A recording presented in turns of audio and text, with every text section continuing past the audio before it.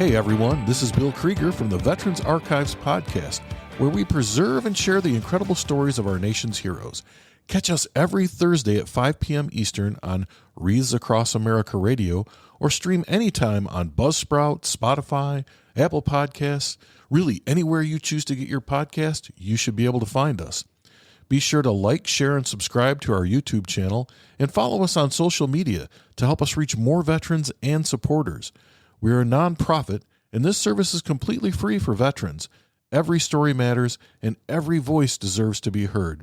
Spread the word, honor our heroes, and join us on this mission. Follow, share, and tune in, because their story should never be forgotten. Learn more at veteransarchives.org. We'll see you there. Today is Thursday, October 23rd. We're talking with David Dargo, who served in the United States Army. So good morning, Dave. Good morning. Do you prefer Dave or David? I usually go by Dave. Okay. But some of my relatives used to call me Dave. All my aunts called me David. Okay.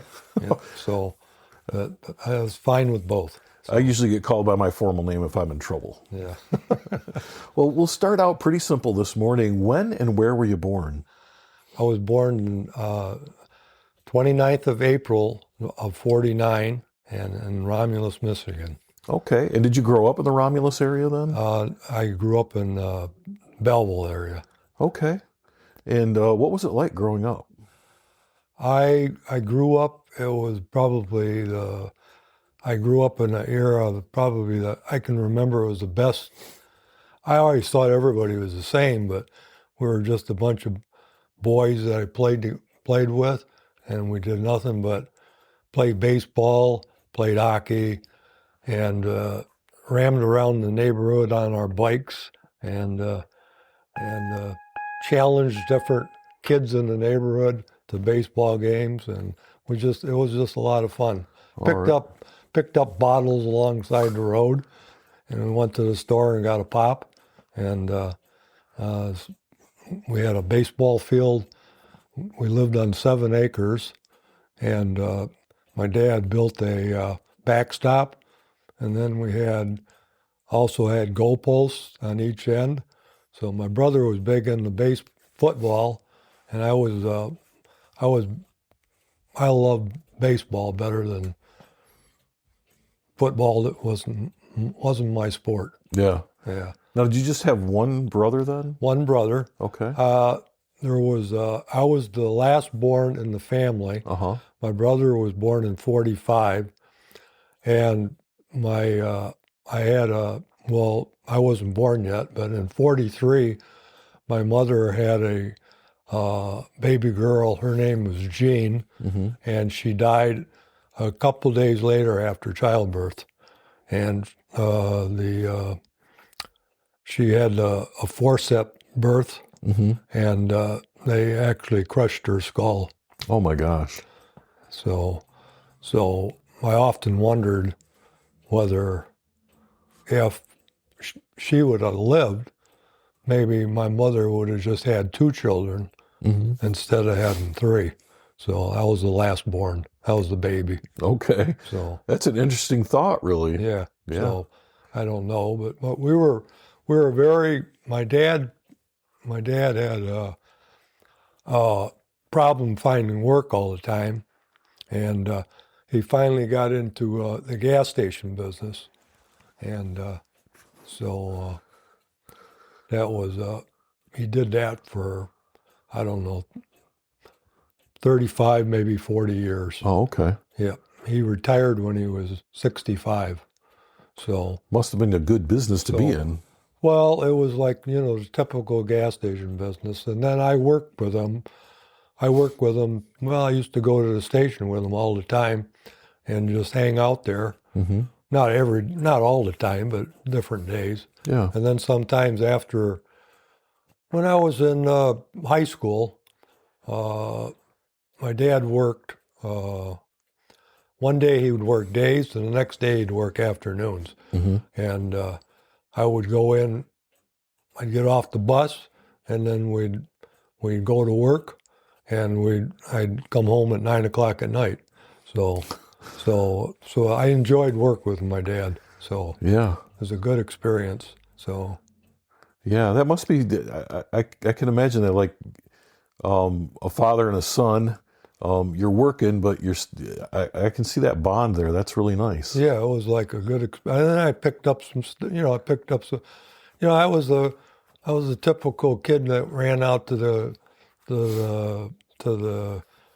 after the bell rang. Uh huh. There was bells on when a customer would pull in, and then you'd go out there and how much well, you fill up the tank, or sometimes it'd be $3 worth of gas, or big load was like maybe five. Yeah. It was like I sold gas when it was 19 cents a gallon.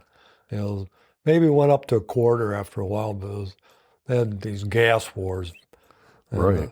the gas station across the corner, and it was a Sunoco station. We had the Sunoco station, and the other guy had a Sinclair station. And they were kind of like in a battle Uh huh. between who could get the lower price and get the customer, because so.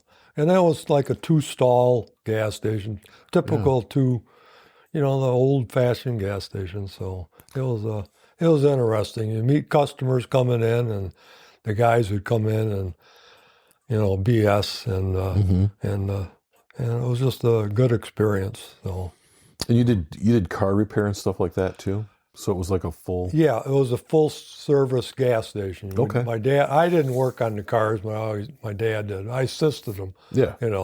and changed tires, whatever I could do, clean the floors, whatever, that was at the time where I bet you a lot of, we had bulk oil, and then you had like a handle on this pump where you'd pump the oil into these glass jars, and it would be exactly 1 quart of oil, glass jars. So you had to handle them carefully. So because if you get some oil on those babies were slippery. So Yeah. Things have changed a lot, haven't they? things have changed a lot. Yeah. I can't think of a gas station right now where you pull in and you hear a bell anymore. Well, yeah, they're obsolete. Yeah. So they're obsolete. Yeah. So I don't even remember when they got rid of that, but it was a good experience. Yeah. So, Slowly went away. yeah. But yeah. So what was school like for you? School was like, I went to kindergarten at public school, Belleville Public School, and then the Catholic school I don't know what year it opened, but my parents sent us to Catholic school, so I went from first grade to eighth grade in the Catholic school. Okay. And then Catholics, we went to, we were a Catholic family, and we went to church every Sunday. And then when I went to school, we went to mass every day. Oh. Every day before school, we'd go it'd be just a short mass, and then you'd go to your classroom. The church and the schoolhouse were right next to each other. So, a lot of people have, you hear, different TV programs and stuff. They always gave a bad rap to the nuns and whatever, but I don't know. My experience with the Catholic school was great, and I don't know if the nuns always gave me these little chores to do. I had to go down at lunchtime and pick up the milk and then deliver it to all the classes. And I did my job, and they appreciated it. And this was just a nice, and we stuck together. We had originally my first grade class had 50 kids in the class with one nun. And Wow. then as we followed each other all the way up to the eighth grade, it wound up to be about 30. 30. So there was some kids dropping out, of the set. But of course, your parents had to pay. Not only did they pay taxes, they also had to pay tuition, Right. which wasn't very much back then because we had mostly it was all nuns that ran the school, and so I had a good experience. Then I went to high school, and Now, I'm sorry, but did you go to public school after Catholic school then? So then I ninth went grade. to public high school. Okay. And that was right next door to the Catholic school. Oh.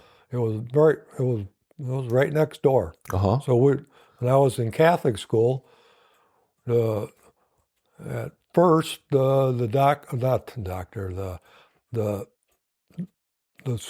public schools said we're not gonna pick up the Catholic kids on the bus route, and the pastor came back and said, well, if you're not going to pick up the kids, you're just going to have all the kids then. So they worked out an agreement that the Catholic school kids were picked up on the bus route and were delivered because they were right next to each other. Yeah, all you had to do was walk down the sidewalk, and you were at the Catholic school. Yeah. So Yeah. then. So what was it like going from Catholic school to public school? Was it a big change for you? Well, it was like, no, it wasn't too bad because you know what?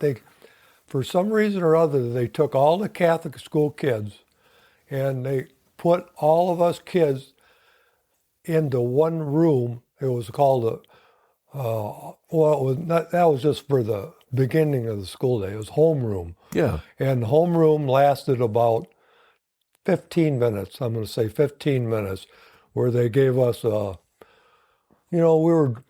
of the kids were doing their homework from the previous, trying to catch up on something. And Mrs. Rowe, that was our homeroom teacher, I had her for 4 years in a row. She would be doing like a little briefing in the morning and taking a head count, attendance count. So, but it was that's a good experience. So you all got to see each other even through So we've high seen school. each other. The Catholic school kids stayed together Uh-huh. for those 15 minutes, and then we split up, went to our classes because the classes were about 50 minutes long. So maybe 55, I don't know, somewhere in there, 50 or 55. And then you had at that time we had 6 classes. Mm-hmm. You had 6 different subjects to go to. And sometimes you had a, what they call study hour. Right. You go to study hour, you could either go to the study hall room or if you got a pass, you could go to the library. But they could only take so many kids at the library. Right. So you had to have a certain special pass for that. So. And how was high school for you? Did you do well in school? I was, you know what? I did, I loved the work.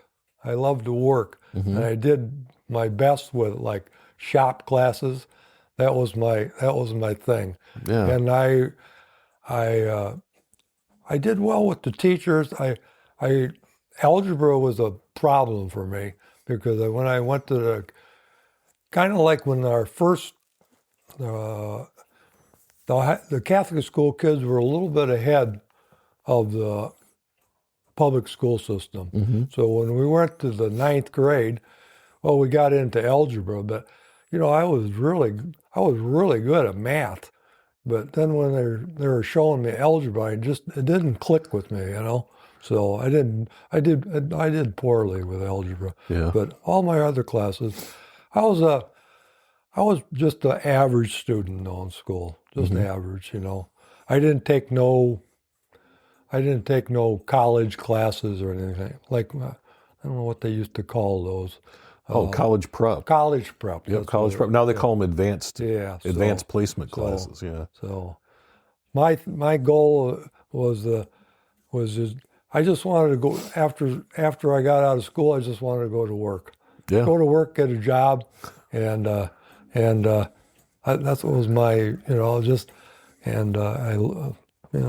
it's just what I wanted to do. Yeah. I didn't have one thought about going to college. Mm-hmm. No, not one. So we'd stand. I remember in the 11th and 12th grade, we had our lockers were always just about the same lockers all the time. throughout Yeah. the whole school, high school, because our homeroom was in the same position, so that's where they would put your locker at. And I remember, especially in the 11th and 12th grade, us guys would be standing outside the locker, and we'd be talking about, you know, a year from now, or maybe 2 years from now, we're going to be in Vietnam. So, you know, that was. So you guys saw it coming. We seen it coming. Yeah. We seen it coming. And in fact, one of the kids that had a locker was quite close to me. He just lives right down the road from me, and we both wound up in Vietnam at the same time. So. Wow. Yep. So. Now, did you see each other when you were there? No, we did Okay. not. All right. Yep. So. Yeah. No, so. So you get through high school then and graduate, and what happens next? What happens next is, well, I was still working after I graduated from high school. I actually had a job at the gas station. Right. So I had a job at the gas station, and so we had customers that would come in all the time, and a man named Paul Oatley, he'd come in there and he said, he said, they're hiring at Delta Airlines. He says, you want me to get you in at Delta Airlines? I says, well, he said, you go, he gave me a name. He said, where to go to. So I said, well, I can't be working in a gas station all, so I wanted a regular job.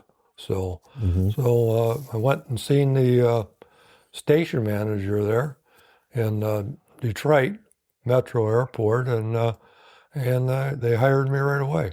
So, Wow. So, yeah. So they sent me down to Atlanta for an interview. They Right. put me on a plane. They sent me down to Atlanta for an interview, and I was kind of afraid about that. It was like the first time I was. Well, it wasn't. Yeah, it was the first time I was ever on a plane. Very first time. That could be a little scary. So yeah, it was like, and I was all by myself. I was only 18. Uh huh. I was 18, and but they hired me, and I started working at Delta. So, and then I worked there for not quite 2 years, and I got drafted. Okay. And what was that like to get your draft notice? Well, every time I remember walking out to the mailbox, I knew it was coming. Yeah. I kind of dreaded it. So I kind of dreaded, because I really didn't want to go into the service, because my brother was he was in the Army in 65, 66, and he went to Vietnam. Yeah. So while I was in high school, I would actually, while I was in school, I'd have study hall, and I'd write him a letter right while I was in school. So I was writing him a letter while I was in school. Oh, that's nice though. So That's nice. and so yeah. So you knew, you were like, oh, this probably isn't what I want to do. Yeah. Was it pretty hard for him? He was a MP, and he was stationed. He was in Saigon. Okay. But you know what?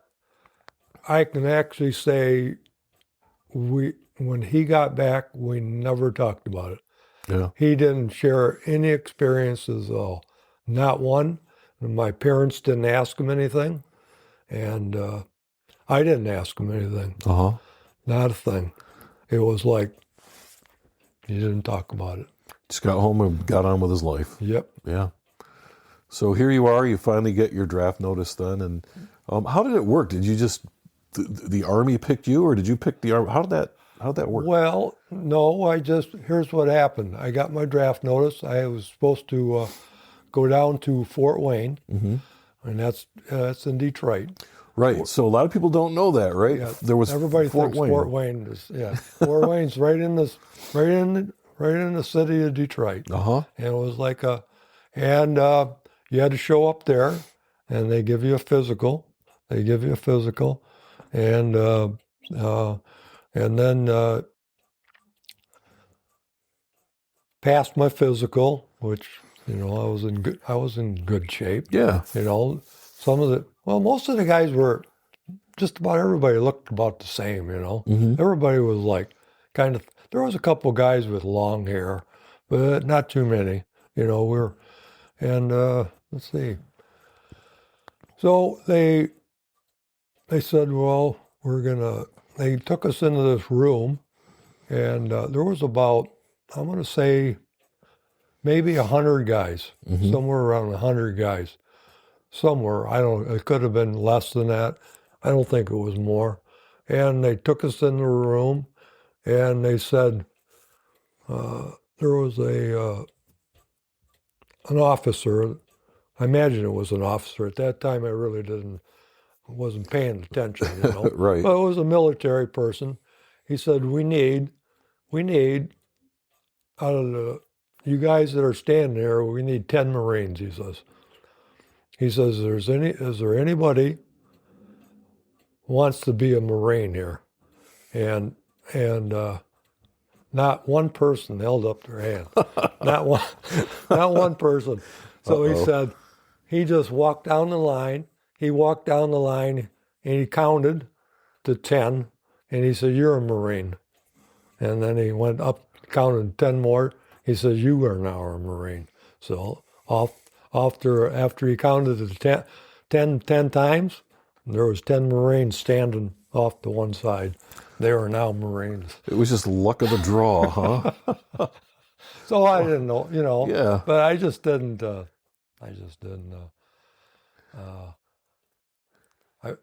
I really didn't want to be in the service at all, really. But Right. I had to go and do my part, serve my country. Now, did you leave right from Fort Wayne to basic training? Yeah. Well, how did that really? You got your draft notice. You showed up and you went through the physical. You did all the selection. Yep.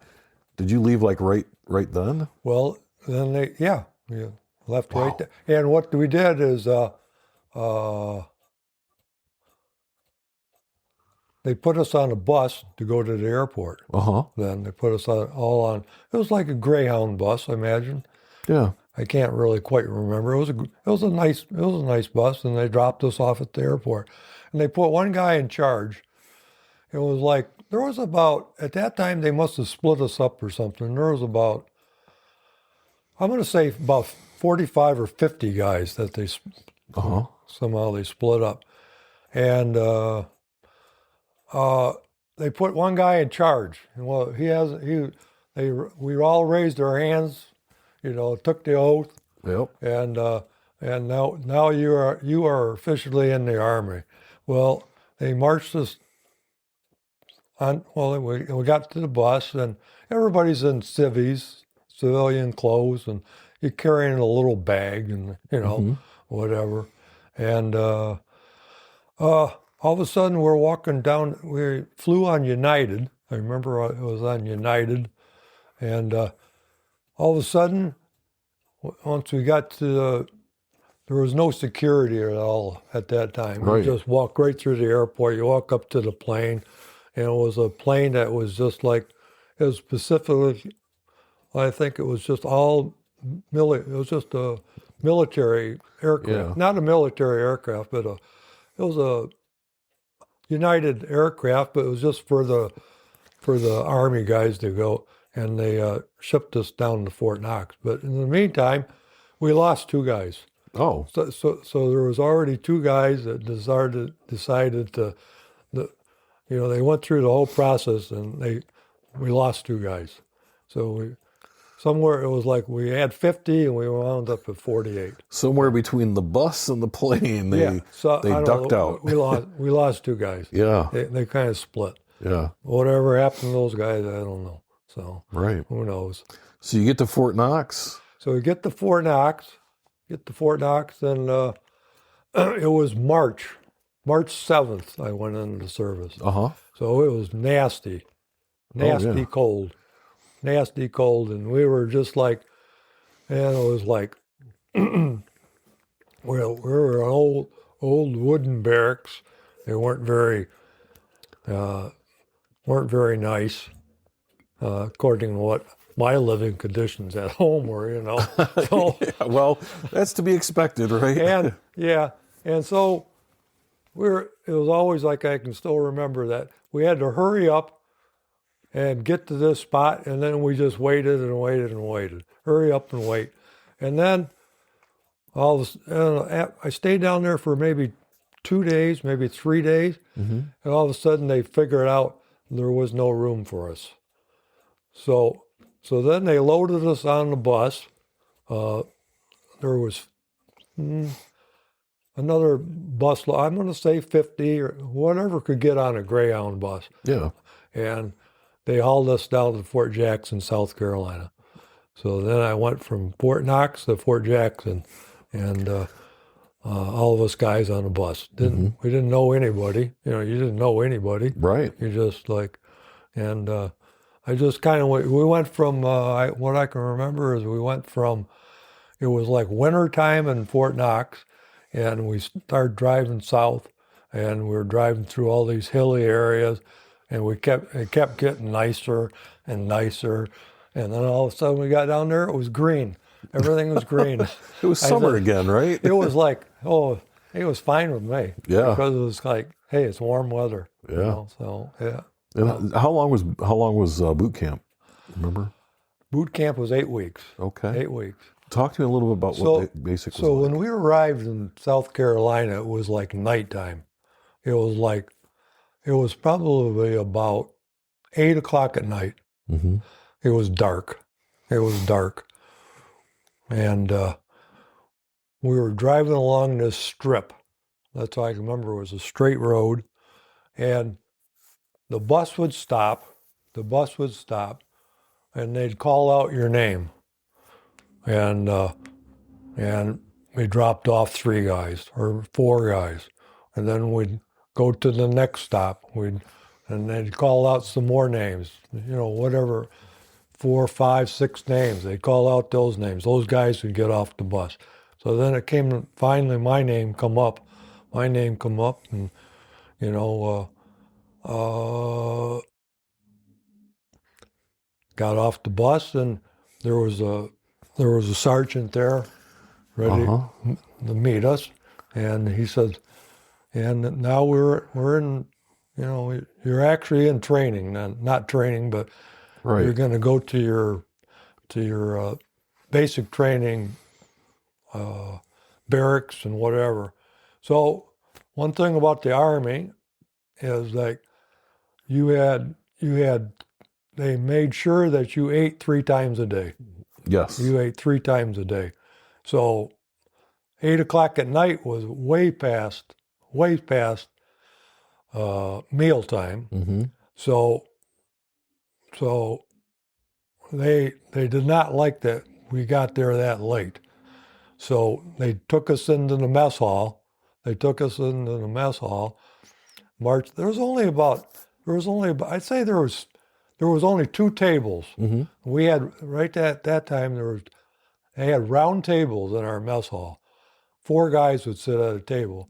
Well, they were kind of angry that we got there that late. They had to keep the mess hall open. Right. So we went through the line, got a plate of food, and my first meal in the Army, they made us eat underneath the table, not on the table. We ate underneath the table. Like it was your fault you got there so late, right? Yeah. So, but I thought that was, hey, and you just kind of shoved it down, and off you went to the barracks. Yeah. So it was an experience. I'll bet. I'm in the Army now. Yeah. And you do what you tell. They do it. Whatever they tell you to do, you better do it. Right. Right. So that's how boot camp was for you, right? Follow orders. Right. Follow orders. Yeah. So, well, and you've been a worker your whole life, really. So it wasn't. It was. I just thought it was actually. It was kind of funny to me. But I didn't talk back to no. I never talked back to a sergeant or to an officer. Never. No, never did. Plenty of people that did, though, weren't there? Yes, there was people that did. Yep. So, Yeah. So you don't. You don't mess with those guys. No. No. So when you graduated boot camp, did you go right on to your AIT or your training? So that we just went right across the street, to infantry training then. Okay. So And were I you was 11 Bravo. That's infantry. So you went to more advanced training. Yeah. And did you stay with the group that you were in basic training with? No, they kind of like, that was kind of, everybody had their different MOSs, you know. Okay. So everybody had different MOSs. So we went, I don't remember, somewhere in basic training we did testing. We did some kind of testing, and everybody, you had to pass the basics. You had to, you run your mile, do your push-ups, do your pull-ups, and learn how to march and whatever. And so then you went to infantry training. Okay. So, and then do you recall how long infantry training was? I think that was another 8 weeks too. Okay. It was another 8 weeks. So. And that you learned what, like tactics and things like that? Yeah, we learned how to shoot different. We learned how to shoot the M16. We learned how to shoot the M79, and then the M60, and then the rocket-propelled launcher. We learned how to shoot that, and it's like throwing grenades, live grenades. You learned how to do that, and it was like they kept the eye on you because there were some guys that never shot a rifle or a shotgun or whatever. Now, I was used to hunting. I grew up hunting. My dad was a rabbit hunter, so I used to go rabbit hunting with him. Rabbit hunting and pheasant hunting. Oh. So we had beagles, and so I was used to, that was a rifle is a lot different than a shotgun, Yeah. So you did you enjoy that part though? Was that enjoyable for you, or? Well, I don't know if I don't think you'd call it enjoyable, but it was like I knew I had to do it, right? So I just did it, Okay. So it was like I just tried to do the best I could. I was just a marksman shot. Some guys were really good at. I guess you have to be more steady, or I can remember us shooting BB guns. We'd shoot BB guns and somebody would throw up a little round disc, and you could actually hit that thing. Wow. So they were trying to get us to be able to react to to a quick movement. Right. But I never tried that after that. Well, we go out in the backyard afterwards. We'll see how that. We'll see if we still have the same reaction time that we used to have. Yeah. Right. Yeah. Yeah. So you get through your infantry training, and so then at the end, by the time I got through infantry training, so I was kind of like in a. You got to know some guys and become friends with guys. I don't call them friends anymore. I call them buddies. Yeah. You had a buddy. And now we were talking, neither of us wanted, we didn't want to go to Vietnam. And my parents didn't want me to go to Vietnam. Right. So they already had one boy that was sent there, and he made it back. And so I said, well,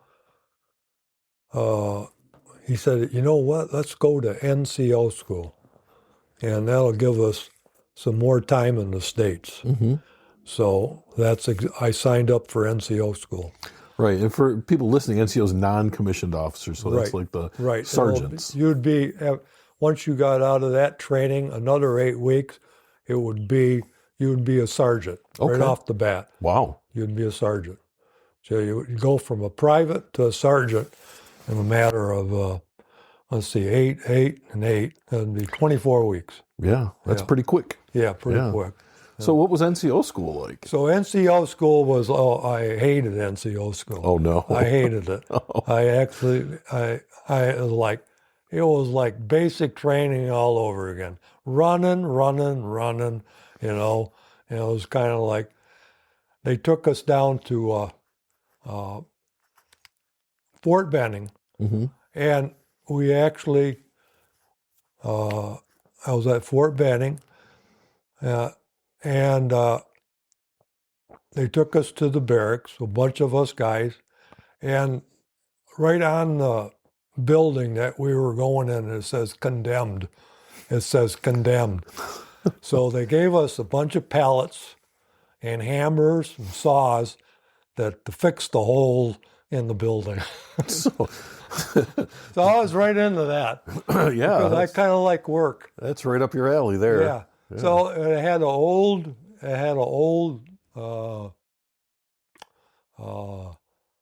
coal-fired hot water system Uh-huh. for not so much to heat the building. It was just for taking showers and stuff.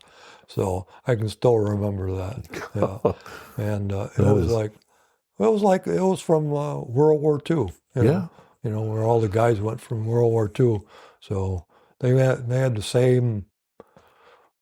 same conditions, but that building was condemned. When we went into it. Right. So, By the time you got done, we fixed it up. Though. yeah, nice. Yeah. For the next guys coming in, right? Yeah. Yeah. So anyway, then about halfway, 3/4 of the way through, I went into the office. I said, I'm done. I said, I'm done. Just send me to Vietnam. I said, I'm done. I said, I don't want no more training. Right. I said, so then they made me. They said, okay, we'll do what, you're not going to go to the training. I said, I'm done with training. So they made me a truck driver. Mm-hmm. They made me a truck driver for about 2 weeks. So I was a truck. I said, I was the only one. There wasn't too many guys. Somehow they asked when I was, I think I was in the NCO school, and we were out in formation one day, and they said, is there anybody that can drive a truck here, a deuce and a quarter? That's what we called them. Yeah. And it's got a clutch in it. And I said, I wasn't going to raise my hand, but I raised my hand, And I said, I raised my hand, so that I was a truck driver for a little while. I said, hey, that's better than being in the infantry. Right. But that didn't last too long. 2 weeks. That didn't last too long. Uh-huh. So then eventually I got my orders, Mm-hmm. and you were they sent you back home. And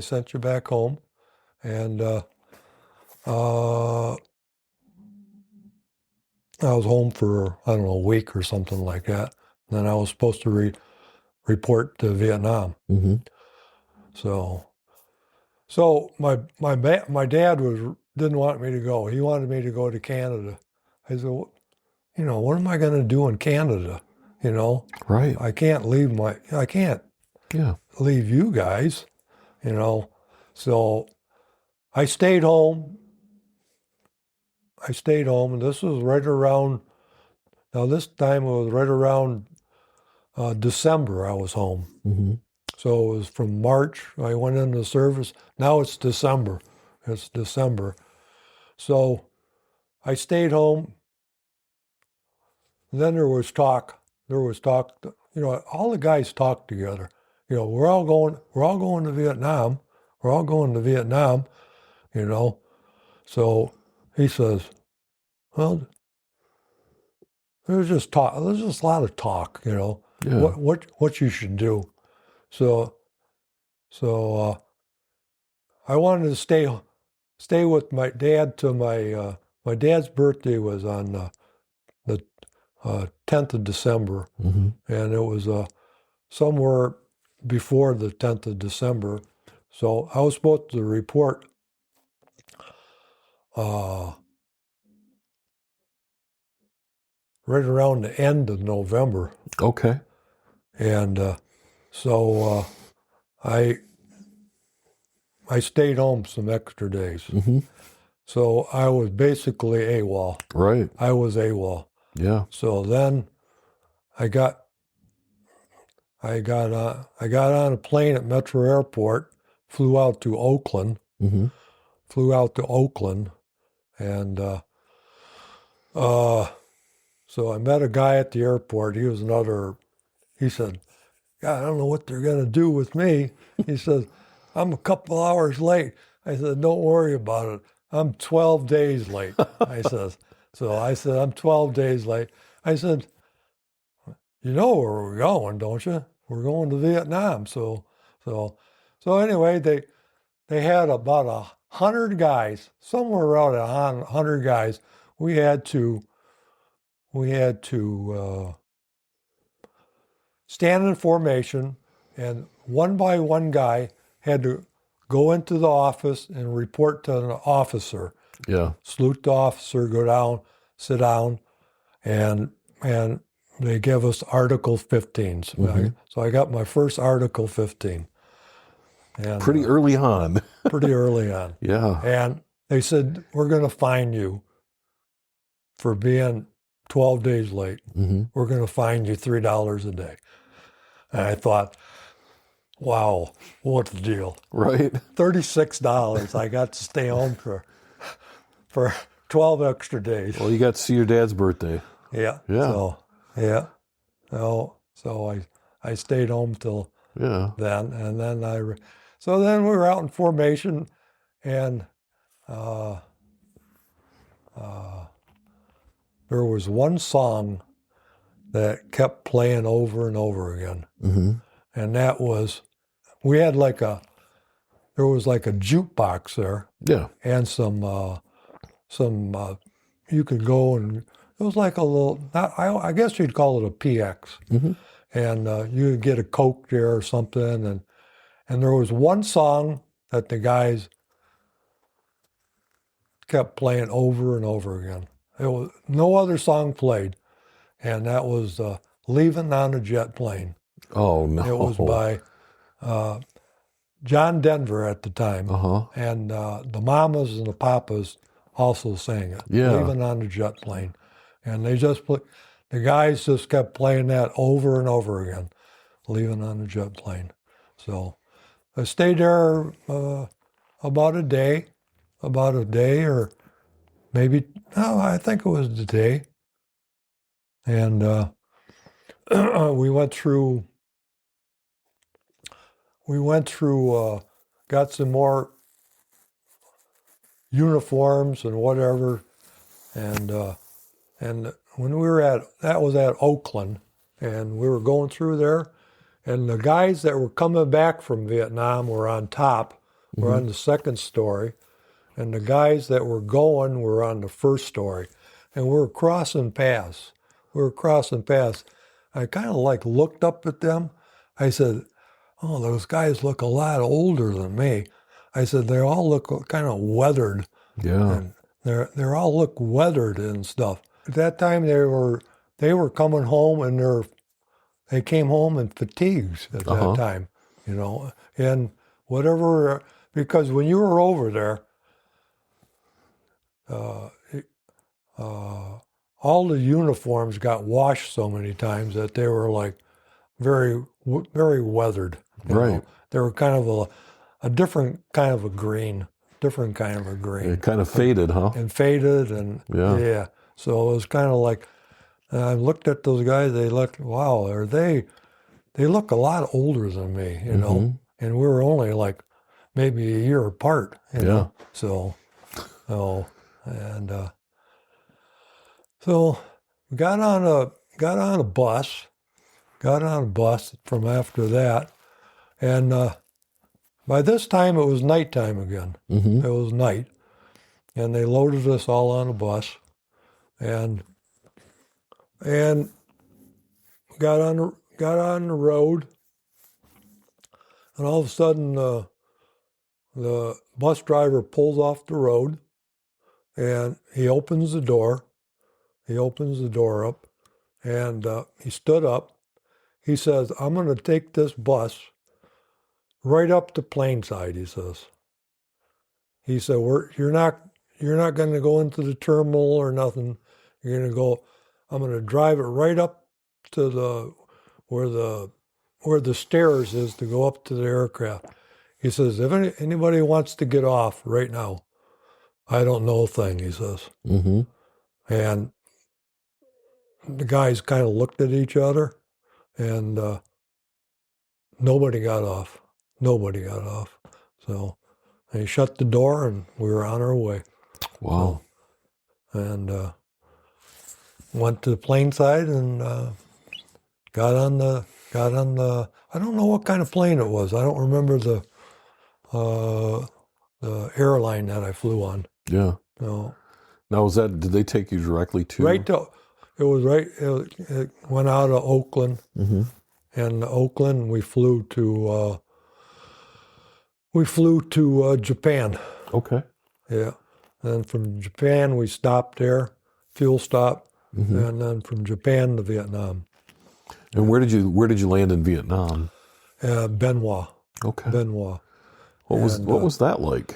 That was like, the guys on the plane. It was a full, it was a full plane. They loaded up every seat. That's for sure. Yeah. And I can still remember the flight attendants looked pretty nice. They were all nice-looking girls, and the guys, were all young guys. Yeah. And there was like a lot of talk, and laughing and stuff like that. So, and all of a sudden, the pilot made a announcement that we're coming in for a landing, Mm-hmm. and there was not enough windows to look out of. That the guys were trying to look out to the landscape and see what it looked like. Yeah. And I can still remember, I said, damn, there's nothing, there's all these holes down there filled with water. I said, there's nothing left of the place. There's nothing left of the place. I said, there's nothing but holes. That was from B-52 bombers that bombed over the entrance to the airport, not the entrance, but the pathway to the airport. Yeah. And we landed at the airport and, got off the plane, and it was like they opened the doors up, and the plane was air conditioned on the way over there. It was like very comfortable. Mm-hmm. It was like walking into an oven. It was like, it was just like the heat and when they opened the doors up and we started walking down, there was a group of guys. Well, there was like a little, it was all just a building, but there was no windows in it or nothing. It was all clear. Mm-hmm. And there was nothing but cheering and a roar of other guys. That was their bird that they were going home on. Yeah. Their freedom bird. We called it the freedom bird. and then they said, you, and you go unload the plane. And I was one of those yous. Because I worked at the airport, so I was used to doing that. Right, so, right. That was my job. I was a loader at the airport. So we unloaded all the duffel bags, went into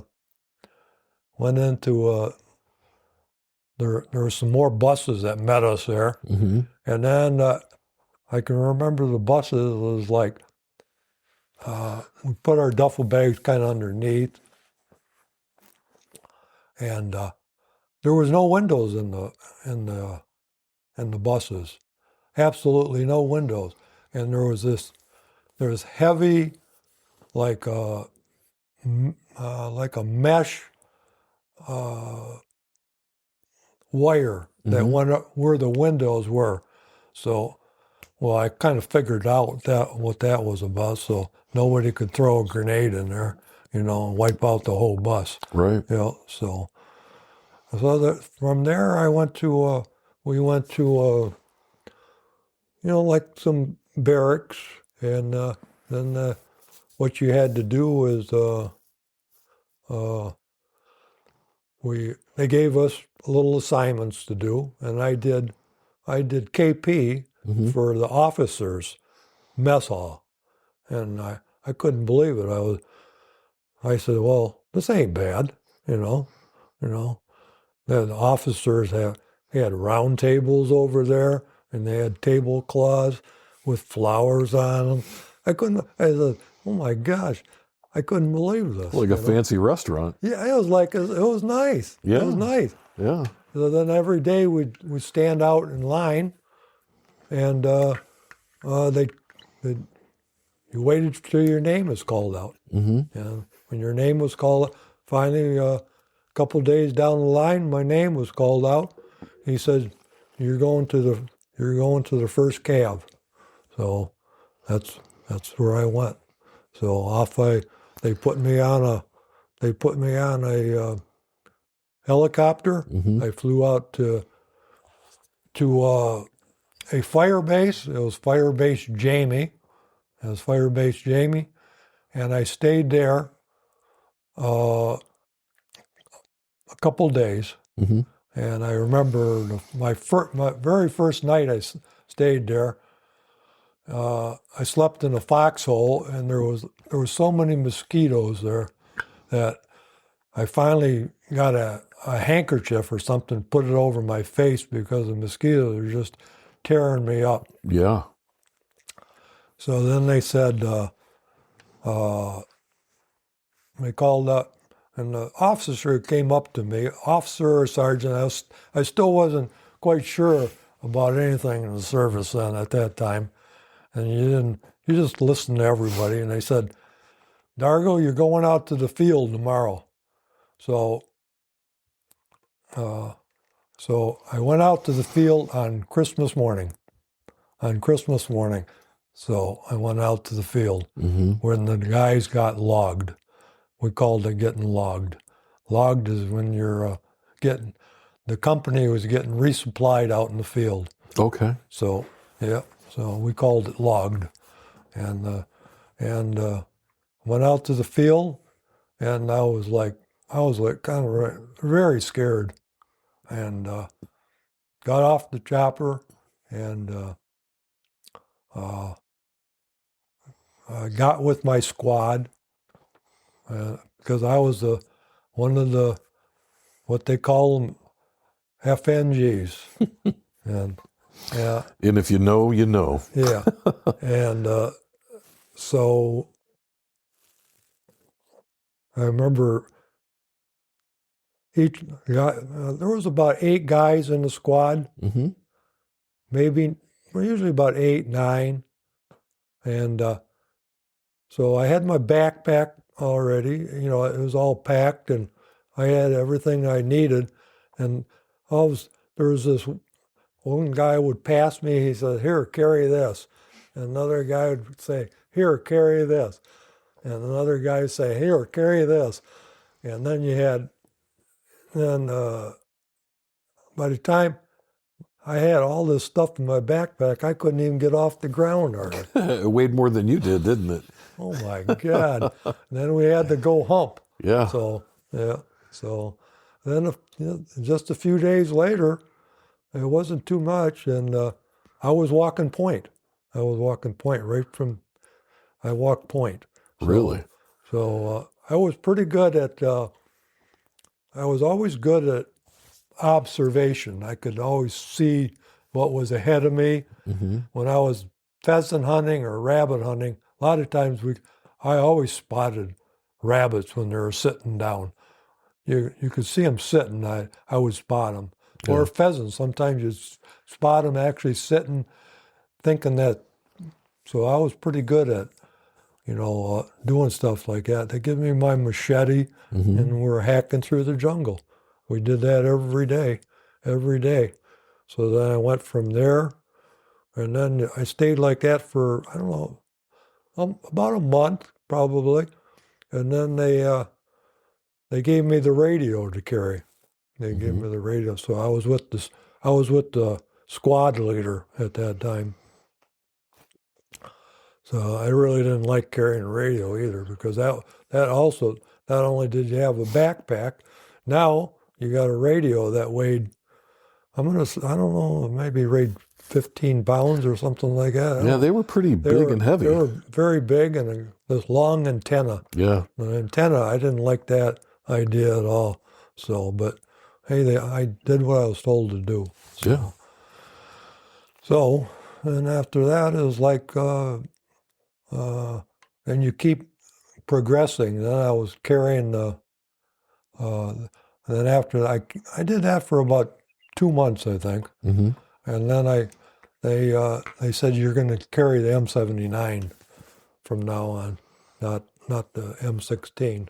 Right, and the M79's with the great grenade launcher, It was right? a grenade launcher, right? Okay. So you had, and then it was a short little weapon, but the rounds were quite heavy. Yeah. We had shotgun rounds, and it was called a shotgun round, and actually a grenade round. And you had to kind of, in the jungle, it's pretty tough shooting those babies. You had to shoot the shotgun round if you did shoot. Uh-huh. You didn't because the cover of the terrain, you couldn't shoot the weapon up hardly, because of the branches and whatever. They just bounce back at you. Yeah. Yeah. Right, exactly. Yep. So, after that, I don't know. It was, So were you with this squad the whole time you were there then? I was, yeah. Well, believe it or not, is like every little while something happens to somebody. Yeah. Something happens. Somebody. We had guys that literally passed out.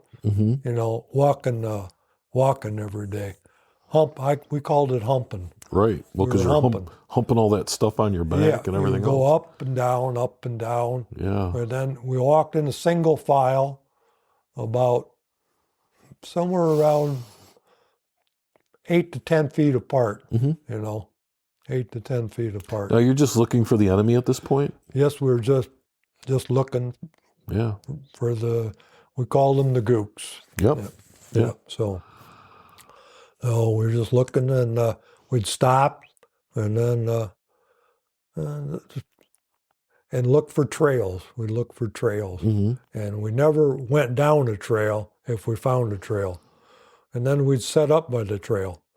So you'd set up by a trail and then put your claymore mines out. Right. And whatever. You basically set up for an ambush then. Right. Right. Yep. So, but every night we set up in a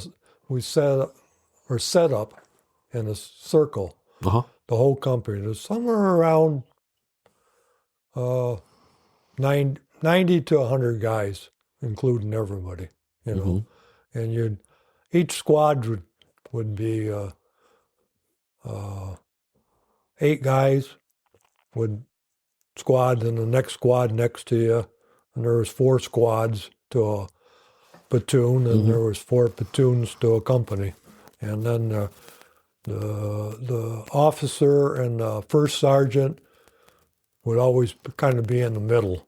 Right. They had different, and they had a radio man too, and they had. I always remember one of the guys always had to have this big book with him, kind of a book. They kept track of all who was out in the field, whatever.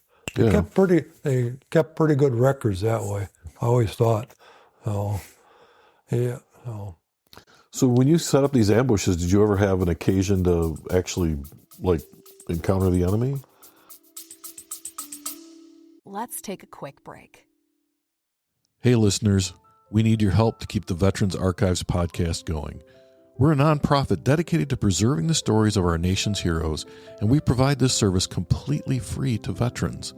Your support helps us record, share, and archive these incredible stories so future generations never forget the sacrifices made for our freedom. Every donation, big or small, makes a difference.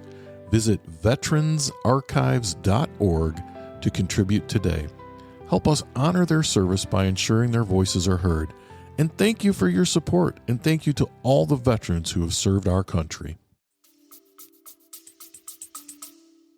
So after a while, my squad alone, I don't know if it's other squads, but they changed their strategy.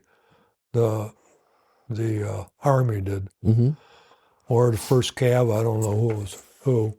And they had squads. They'd drop us off all by ourselves, one squad.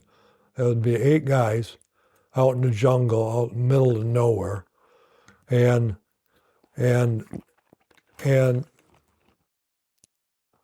we'd set up for an ambush. Or we would close a fire base.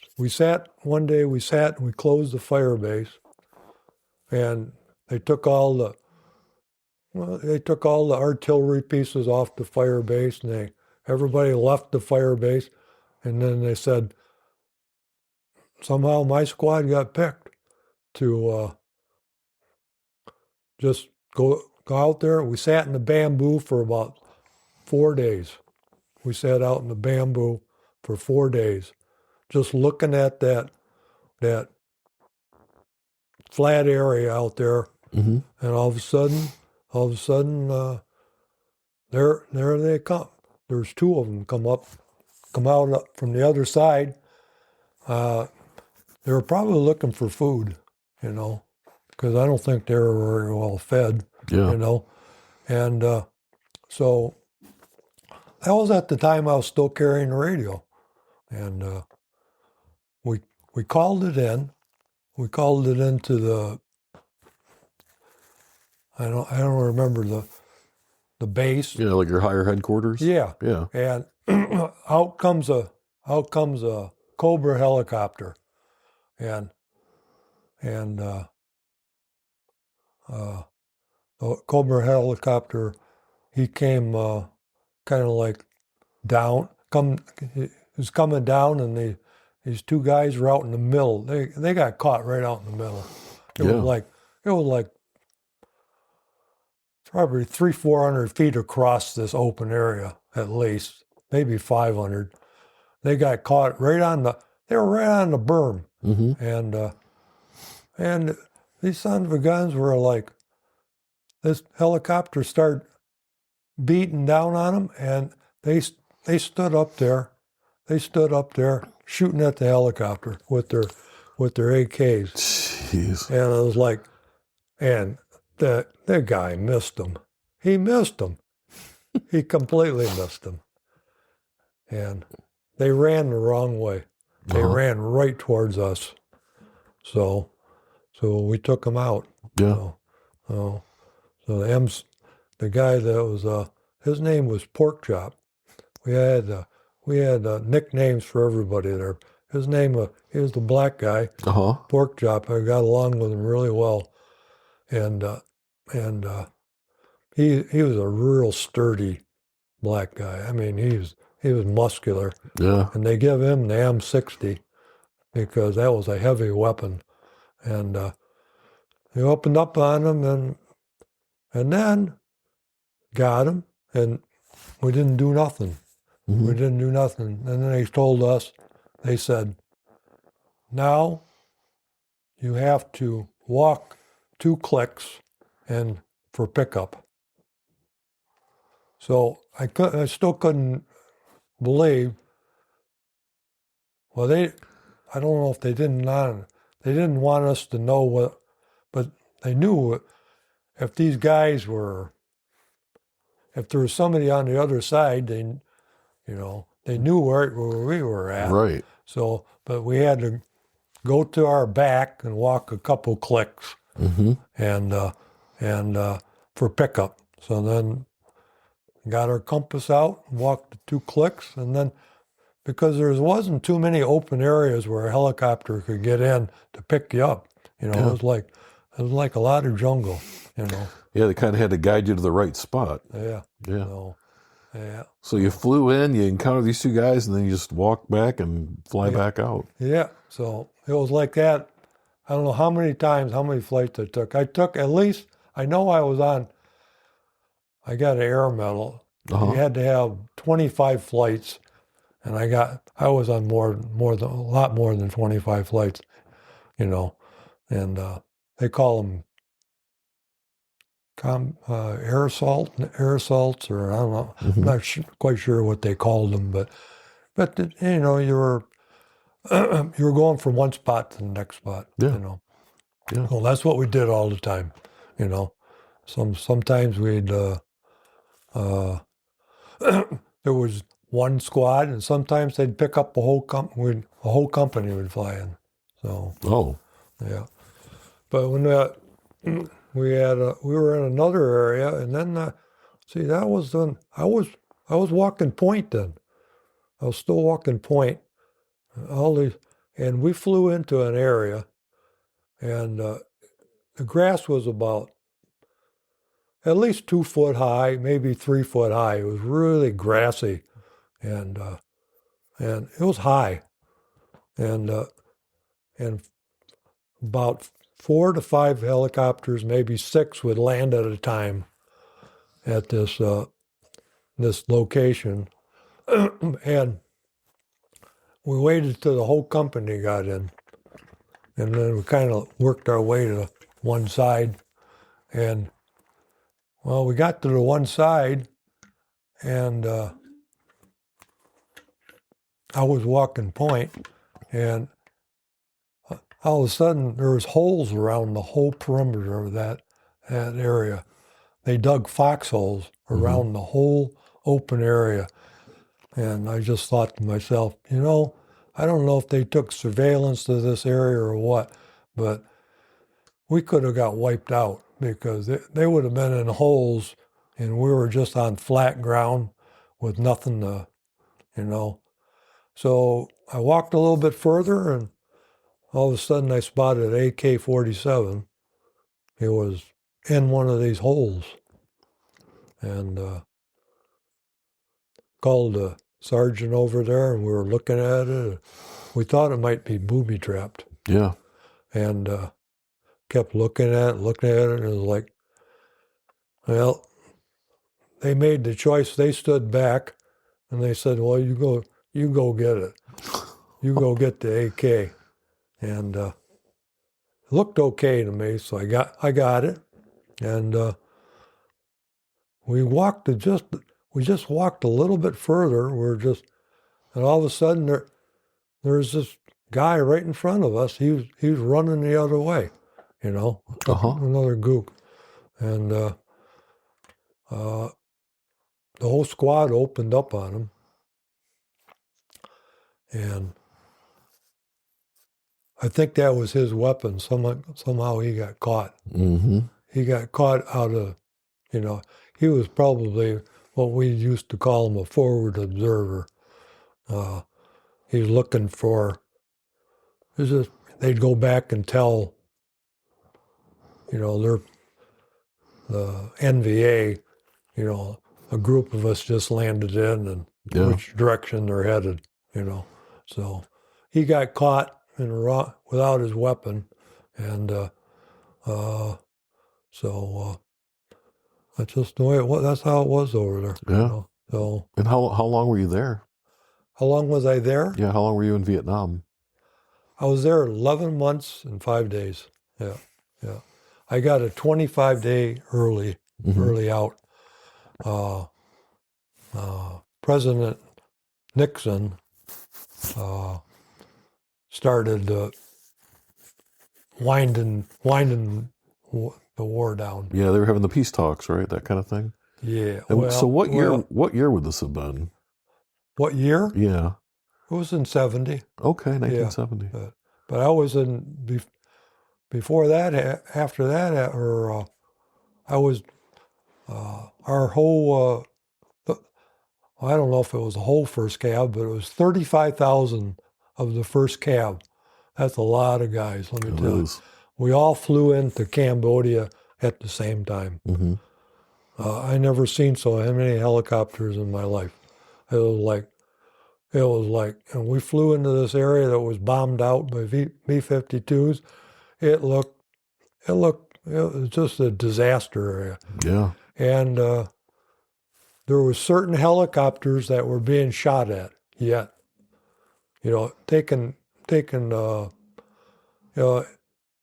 Taking rounds from the ground, Mm-hmm. as we were coming in. Not our helicopter, though. So I was very fortunate at that. Yeah. So we landed in Cambodia, and we were there for 25 days. 25 days, and that's where my friend got killed. Yeah. What happened? If you don't mind telling me. We were, again, our squad, at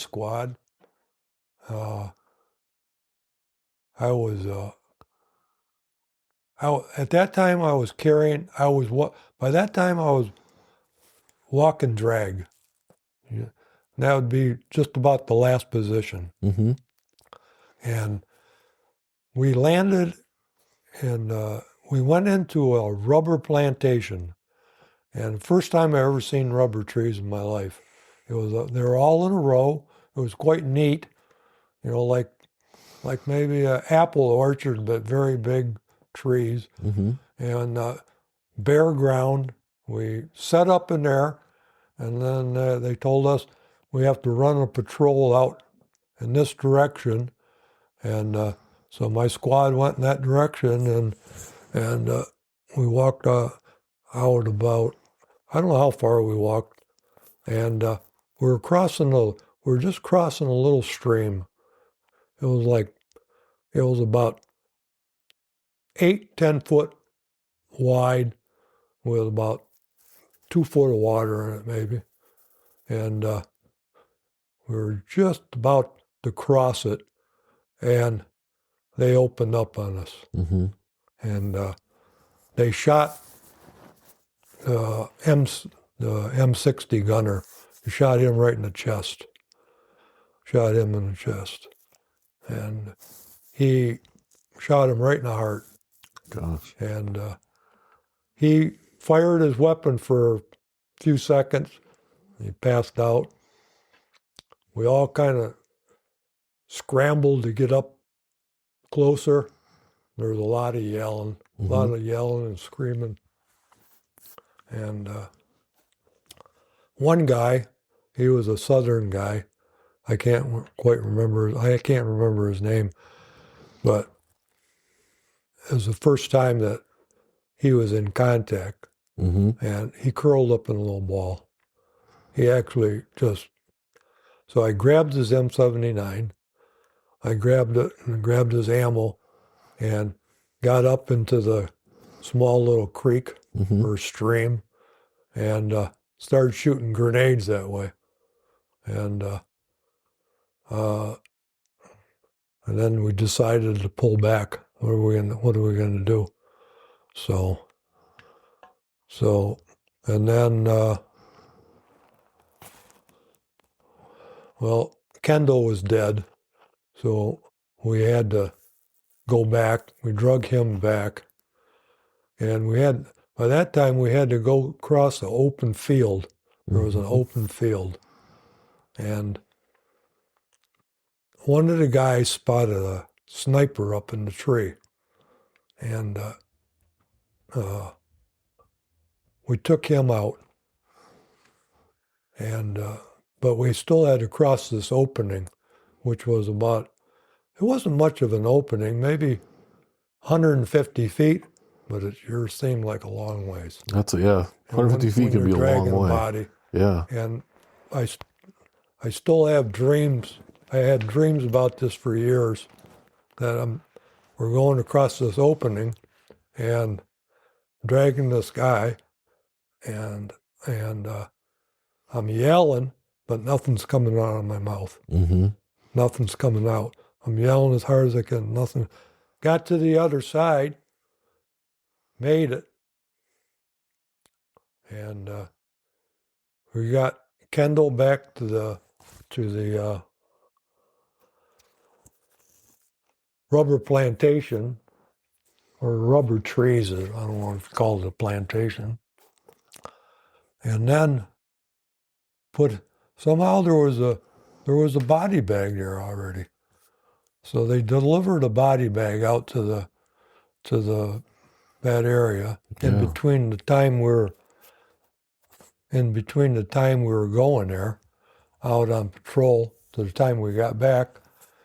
Put him in the body bag, and then we just sat there, and we sat there, and we sat there. Waited for another helicopter to come in and take him away. Mm-hmm. So I said, what's this for? Yeah. You know, what is it for? You know, or talking to the guy, 1 minute, the next minute he's dead. So, because we were close together.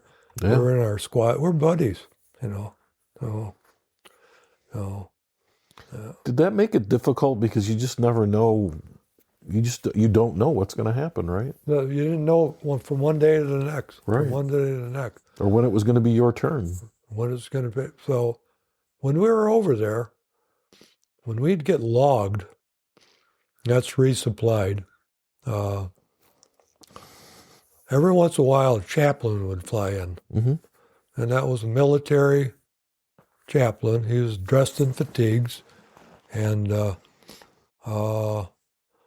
he'd have he had to go around all over because, he went up to each squad. We'd be in a little huddle, and we'd say some prayers together. And he was a Catholic chaplain, so he'd serve us communion. Uh-huh. And I know all the guys weren't Catholic, but they all took communion. Yeah, what's the old saying? There's no atheists in a foxhole. When you were out there, you prayed to God that you were going to make it. Yeah. Yeah. Every day. Every day. Yep. So every day, I had a little calendar in my I had a wallet that was in my ammo box. Mm-hmm. My ammo box was a M60 ammo box. I kept all my paper, or my writing paper and my letters that I received from home, some toothbrush, whatever, just in that ammo box so it wouldn't get wet because it was always raining over. Everything was wet, right? Everything was wet. Yeah. We lived in miserable conditions. Yeah. So there was days, there was like, one time I was out in the field, we were out in the field for 25 straight days without taking a shower. Believe me, you're gross. Yeah. You're gross. But everybody was anyway. Everybody was right? gross. Yeah, everybody was gross. Yeah. So I tried to keep clean, but if we'd find sometimes we ran out of water and we'd dip our canteens into B-52 craters that were full of water, Mm-hmm. and we needed water, so then you put a tablet in it, and it was wet, but it was sure gross. It tasted just awful. Yeah. Would you put like iodine in it or something? Is that It what was a little tablet that you put in it. Yeah. Yeah. We kept them. Yeah. Yeah. So you had to have water.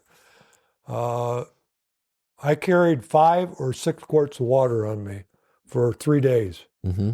And believe me, that's not a lot of water when for a 3 or 4 day period. Yeah. And then some days we didn't get logged because we weren't in the right position to get logged. So it was every day we did the same thing. We humped, set up, dug holes, humped, set up, and dug holes, Like Groundhog's Day. Yeah. So it was the same thing every day. Yeah. So, yeah. And you did that for 11 months and 5 days. Yep. So I was so glad. I was so glad when. I didn't really know. I didn't know what was happening over here. Tell you the truth. Yeah. And some of the guys that were over there back in the rear, they could play music and stuff like that, and they kind of knew what was happening. But if you were in the infantry, you were out in the we called it the boonies. Yeah. We didn't have no radios, like transistor radios. There was none of that. There was just like, you're just lucky to get a letter from home that I used to reread letters from home. Mom would send me maybe a little clipping on how the Red Wings were doing or how the Tigers were doing, Yeah. keeping me informed of the sports, The important things. Yeah, the right? important things. Yeah. And the three things we talked about most, there was like, I still keep in contact with one of the guys. His name is Elliot Metro, and he was from Pennsylvania, and we call each other every once in a while we call each other. Yeah. And there was one guy, my sergeant was Sergeant Stackpole. We just called him Stack. We didn't go by sergeant over there or Right. officer or whatever. We just called each other by nicknames. His name was Stackpole, but we called him Stack. And we would talk about sports, about what kind of car we're going to get when we get back home. That was important. And sleeping between two clean sheets. Yeah. Yeah. It was like, So did you have a nickname when you were there? after a while, my nickname was, I don't know if I should say that It's or not. perfectly okay. And they called me,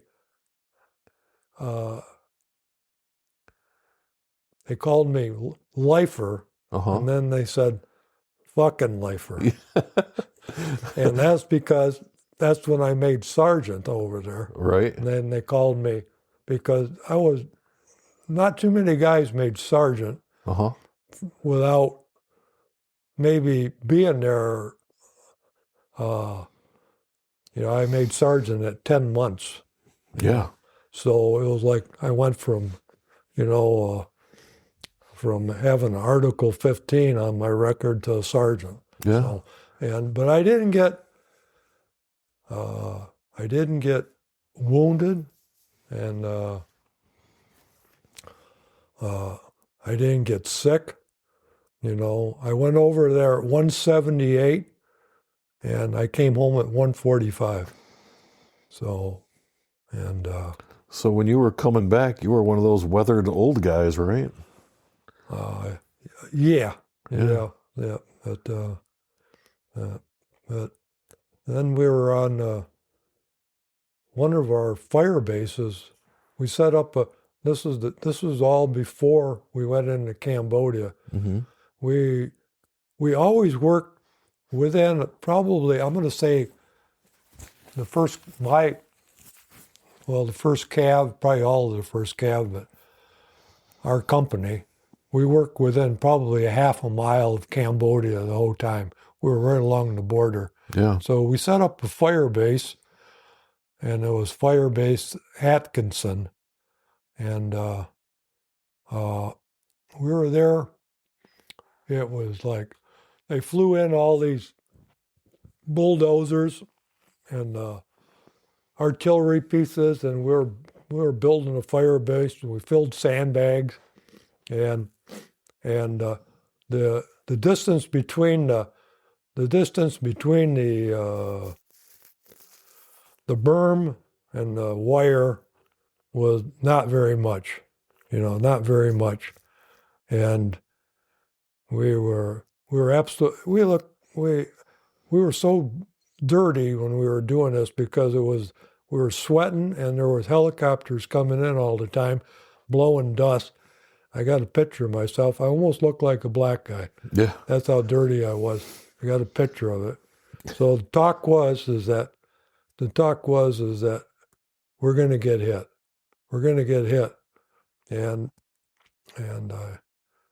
I was on guard duty that night. I went to bed, not bed, but I had an early guard duty, and it was just dark. Mm-hmm. I took my shoes off, took my boots off to air my feet out, and all of a sudden, I heard these rockets coming in. It was like they make sounds, like a whistling sound, kind of. Mm-hmm. Rockets were coming in, and all of a sudden, all hell broke loose, and it was completely dark. And all of a sudden, the rockets were landed right around me. And luckily, we fought half the night.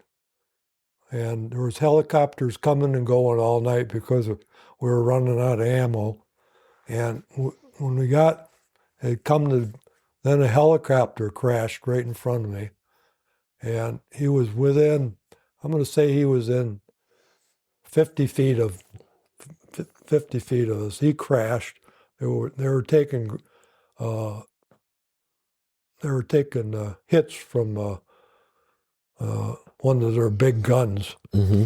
And the guy, I don't know if it was the pilot. I think it was one of the pilots. He jumped out, and the helicopter was kind of a mess where the blade was wobbling, and if he would have just stayed in that position, he would have probably made it.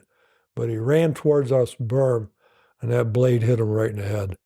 I mean, it hit him right in the head. He was dead instantly. Yeah.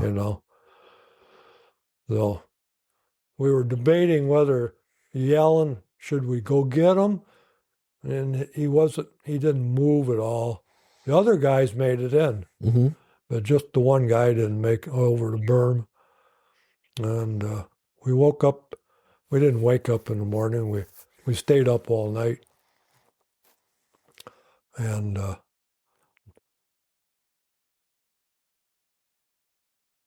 it was morning time. And when daylight come, we were kind of in charge over there. At nighttime, they were in charge. Mm-hmm. And there was 60 bodies laying in front of us. They killed 8 of us, and 25 guys were wounded right around me. So I was a lucky guy. Yeah. One of the lucky guys. And I often wondered, why was it them and not me? Right. But so then they had us going out and search the bodies. And we took a couple prisoners. There was a couple prisoners, and then some of the guys wanted to shoot them. And one of the guys, he kept saying something over and over again Mm-hmm. in Vietnamese. We didn't understand him. And all of a sudden it came to us, he wanted water. He wanted water. Yeah. So we gave him a canteen of water. And they wanted us to go search the bodies. I went out, took your M16. Well, I took a M16 at that time when I went out there. I was carrying M79, but I couldn't go through the bodies. And one of the guys opened up the guy's shirt pocket. He had a picture of his girlfriend. Yeah. This was the NBA. Yeah. They were just young guys like us. They had girlfriends, wives, and Families. we didn't know each other, and we're trying to kill each other. Right. So we lost a third of our company, about a third. 25 guys were wounded, 8 guys were killed, and then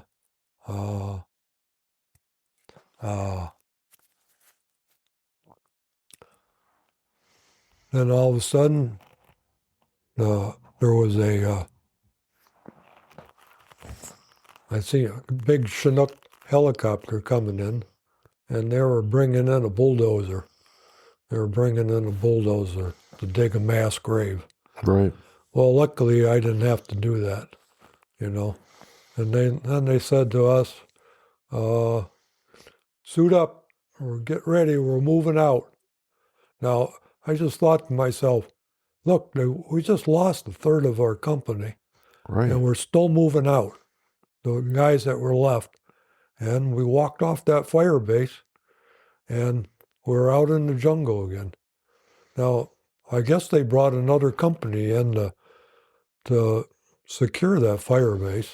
I'm sure they did. Yeah, they must have. Yeah, so, but I didn't know. We never went back to that fire base again.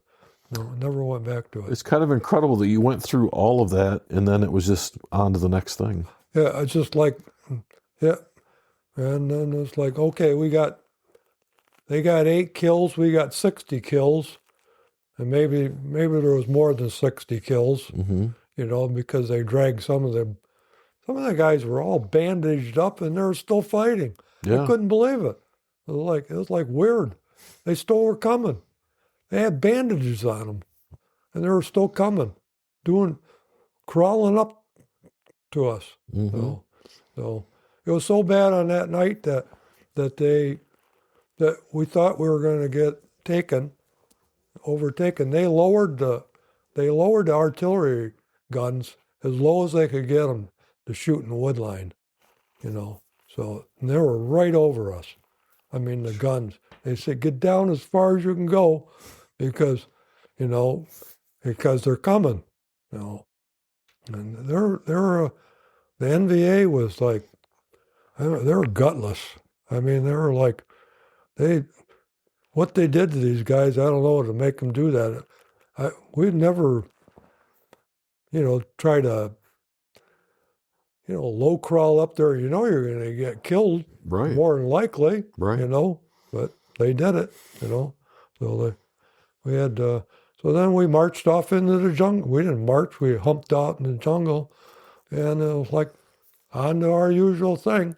You start getting new guys into the field, if one guy got killed, you just replaced it with another guy, Right. And they tried to kind of even it out that there's not too many new guys in one squad, because they were kept adjusting guys. Yeah. They didn't want too many new guys in one squad because, if you were there, it only took you a few months being over there, and then you were an old guy. Yeah. So You learned a lot in a very short period of in time. a few months. Yeah. Yep. So, yep. So, Yeah. Soon you were not the FNG anymore because they were bringing in so many new people. Yeah. So, yeah, it was like something else. Yeah. So I was good. And after that, I was later on, I was in charge of the squad, and it was probably I was in charge of the squad about only 6 or 7 weeks, but that was enough for me. Yeah. So, and then one day we were getting resupplied. And officer came up to me. He said, "Dargo, get on the plane or get on the chopper. You're going in." And I said, "All right, I'm going in." And I did not know anything about it. Mm-hmm. My duty was over. I was going back. I'm out. I'm going back to the rear. Yeah. So I never got to talk to my squad. I didn't know what they were doing. One day you were there and the next day you were gone. One day I was there, and the next day I was gone. Yeah. So Did that bother you that you didn't get a chance to say goodbye? yeah, it did. Yeah. So yeah, I was back in about 4 years ago. I was out in Hamburg, Mm-hmm. and it was the weirdest thing. Me and my buddy, he was also in Vietnam. He was a Marine, and we parked in the parking lot, and my wife was there also. She came with us, And all of a sudden, a helicopter came real low over our head. Mm-hmm. I mean, and that was really the first time I was ever that. It was almost like I was back there. Yeah. And I got this feeling like I want to be back there Mm-hmm. because I wanted to see the guys, my buddies, because we covered each other's ass. Yeah. You were family. Yeah. Yeah. You know, we only knew each other for months at a time. Well, some guys you only know for a couple months, and then they get wounded or shipped to another squad, or you only kept with your squad. You didn't keep with nobody else. Right. Nobody else. Right. Yeah. Those are the Just good. your squad. So it was like, I've never had that feeling in my life. I actually wanted to be back in Nam. Mm-hmm. Can you imagine that? And I hated it. Yeah. But that's how it is. Yeah. That's how it is when you're. But I mean, we were buddies. Yeah. Yeah. We weren't friends. We're buddies. There's a difference between a friend and a buddy. Mm-hmm. I don't know how to describe it, but your buddy will cover your ass, Right. you know. Well, you know what I think too is that I know from my deployment that you don't always like the people. Like, you don't necessarily like them, but they're your buddies. Yeah. I think that's the difference. Like, you know that if anything happens, you have each other, Yeah. right? So it isn't really a friendship. It's a lot deeper than that. Yeah. Yeah. Absolutely. Well, you know, I got along with everybody there. Yeah. Believe it or not. Yeah. That's why, I don't know, there was only one guy, and that we only had one little squabble. Mm-hmm. One little squabble between, and then we settled it, and we had to dig a foxhole every night. Yeah. Every night our squad was, so somebody could at least jump into the hole at night. So every day you had to dig one in your position. Mm-hmm. Well, guess what? I was digging and digging, and there was this the black guy, and I got along with everybody, but this black guy, and he wasn't doing his part. And I said, "Hey, boy, get over here and start digging." Oh my gosh, I thought he was going to kill me. I actually thought he was going to kill me because he outweighed me by a lot. He was like, that's all he talked about is football over there. He was going to play football after he got out. And I said, you got to start pulling your weight, you know? And after that, we got along fine. Yeah. We got along fine after that. But just pull your weight, you know?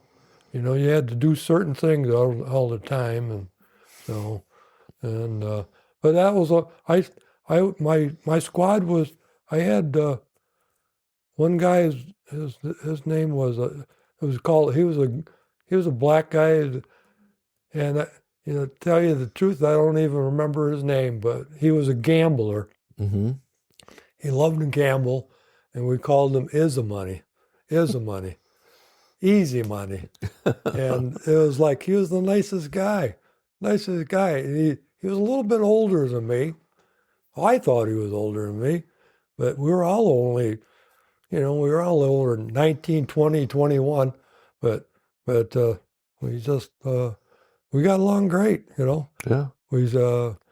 I slept right next to the guy, and covered each other's ass, We'd, during the rainy season, we'd set up these things at night where you'd set up 4 guys would sleep together, and we'd set up, it was kind of like a tent. You put make up a couple poles and put a pole across, and you had to cut some trees down to do it, and we slept there, and at night, you do your guard duty, and then you were always tired there. Right. You could never get enough rest. Yeah. Because you never got a good night's sleep, you know. So, but that's about it. So, Whole 11 months of just being tired. just being tired and dirty. Yeah. Yeah. So tell me, you get back to the rear and then you find out you're going home. They said, I'm going home. Yeah. They said, you're going home. How'd that feel? Well, I was elated. Yeah. You know, I couldn't, you know, I was like, so I'm checking out, and then they go, I don't know how they kept track of your stuff, but they, your civilian stuff was kept back at a certain spot, Mm-hmm. and then they kind of got you together back with that, you know, again. And so we had to put all of our stuff you had to display all your stuff when we were going, like on a table. Yeah. Like on a table. And at that time, they put me in some I had khakis on, a khaki uniform with shoes, and just a khaki shirt. It's a light tan, Mm-hmm. and brought my duffel bag up there, and they said to me, he said, you can't take those home with you. I said, why not? He said, you can't. That was my boots, the boots I wore over there. Mm-hmm. He said, you can't take those home with you. I said, why not? He said, you just can't. So I took the whole duffel bag and dropped it there. I said, you guys can have it all. You guys can have it all. I just wanted my boots. Right. My boots. I thought that's not too bad of a deal, is it? To have a pair of boots that you wore for 11 months, a little over 11 months, Yeah. you know? So they didn't let me bring them back. So I dropped my whole duffel. I had a duffel bag, I just dropped it there. I said, you guys can have it all. They let me have my civilian stuff, Right. but not my duffel bag. Oh, not my boots. Not your That's boots. the only thing I wanted. So I was able to bring my boonie hat home. Mm-hmm. That was it. That was it. I still have my boonie hat too as well. Yeah. So Yeah. So that was Yeah. then I got on a plane Mm-hmm. at Bien Hoa again. It was on Capital. I got a picture of that, Capital Airlines, and again another, you know, the plane lands and a whole group of young guys get off, and we're cheering that's our freedom bird, you know. Right. So we take off, get on the plane, and we're in the air, and I can still remember. I don't know. I don't know where we were over. I don't think we were over Vietnam anymore, but we were over. It was all this winding river. It was just winding, and winding, and all of a sudden, we were out over the ocean. And then, you know, it's a long flight. I came back through Alaska. Oh. Yeah, I came back through Alaska. Stopped in Anchorage. And then from Anchorage, I went to Fort Dix, New Jersey.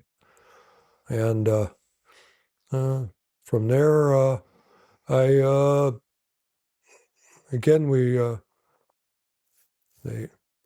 processed us, and they put me in I just had khakis on there. They put me in a dress uniform. Mm-hmm. I didn't have a dress uniform. So they put me in a brand new suit, brand new pants, brand new shoes, everything was brand new coat, everything was brand new. Put my stripes on, everything, and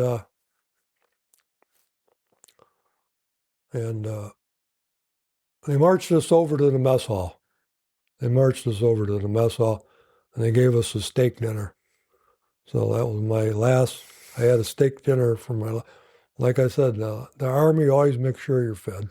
So it's interesting. The first meal you had was underneath the table. And the second meal or the last meal you had was at the table, and it was a steak dinner. And in between that was cans of sea rations. That's right. All the good stuff. Cans of sea rations. Yeah, Yeah. pork and beans and whatever. Yeah, so So did you just so come home? then they give us a briefing.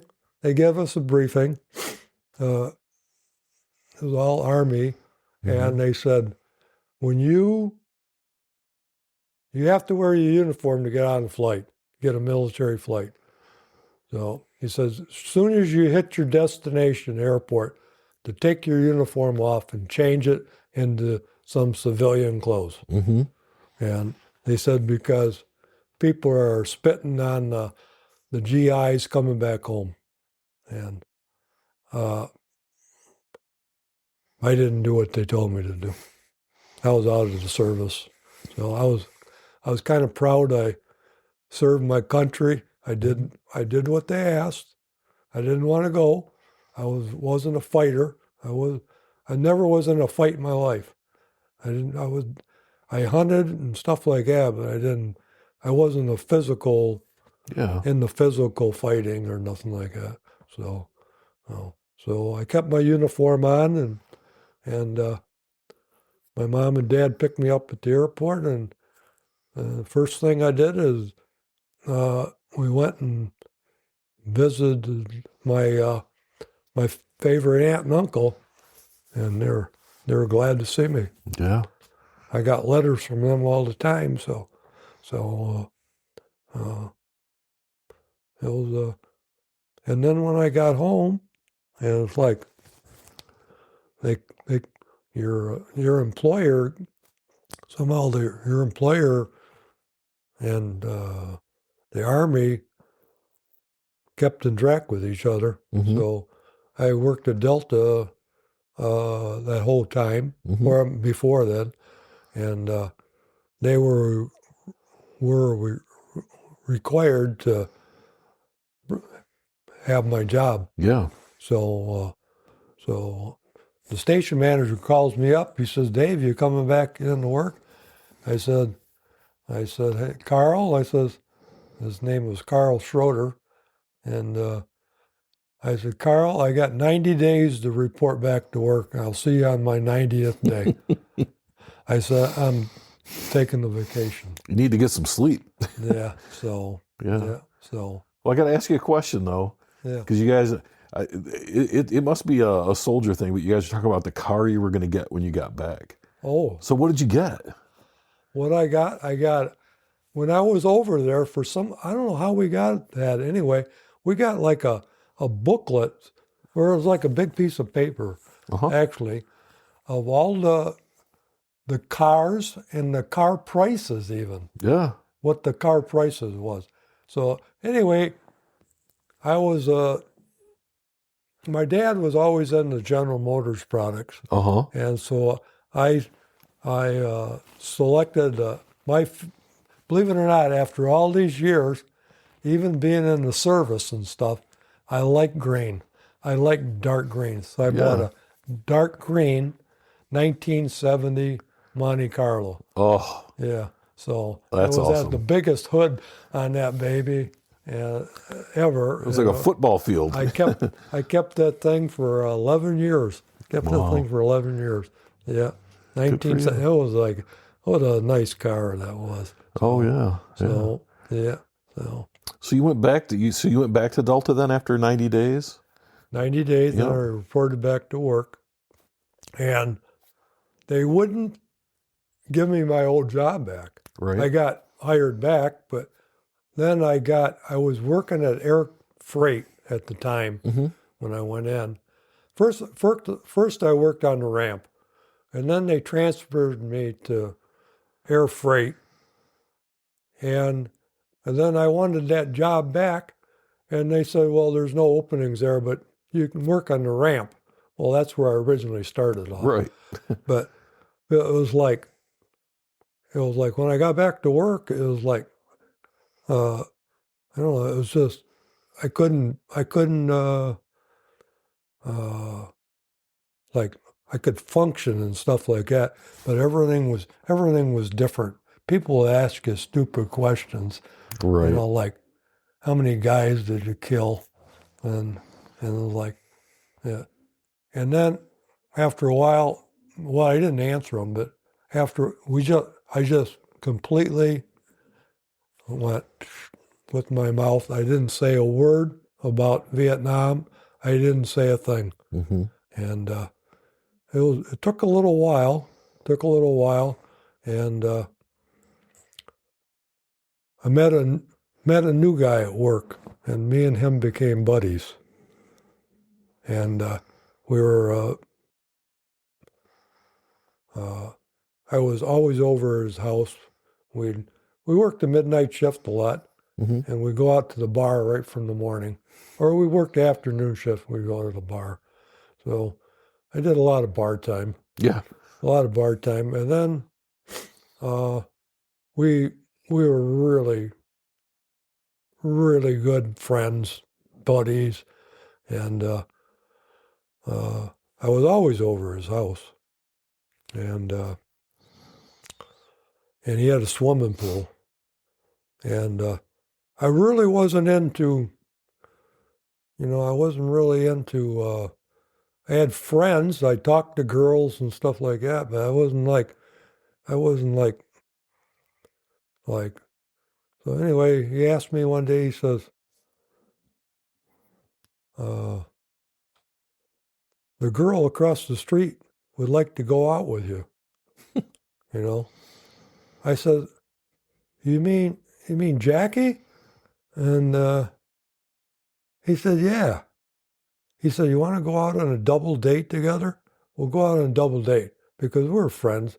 We were always I talked to her, but I said, I didn't know she was interested in me. So we went out on a double date. We went to Canada. And we had dinner in Canada. We drove around, had dinner. So anyway, Mickey's date, I did not know her at the time, is now the girl that I'm married to, Margie. Well, isn't that funny how things work out?